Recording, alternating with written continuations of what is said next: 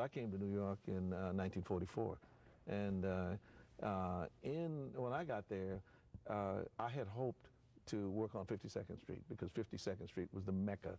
You had just the whole history of jazz up from the beginning up until that time, right there in one block in New York City. So I had hoped that if I got to New York and was lucky, I would get to, play on 52nd Street. Well, I was more lucky than I ever imagined I would be. First night I was in town, I went to jam at Mintons, and I was playing there, and Ben Webster came in, and there was a whole bunch of guys on the stand. So you know how it is with the jam session. Never get around to the piano player, so everybody's taking solos and everything.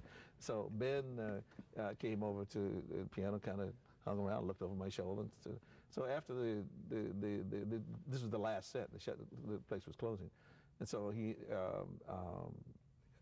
introduced himself. He didn't have to. I knew who he was, but he introduced himself to me and said, you new in town? I haven't seen you before. So I said, no, I just got in town. So he said he was looking for a piano player, and that his piano player was leaving, and he wanted me to come down to the Three Deuces on 52nd Street and sit in with his group, and he would audition me on Sunday. He did. I got the job, and it was one of those jobs that's this is 3 days. I'm in New York.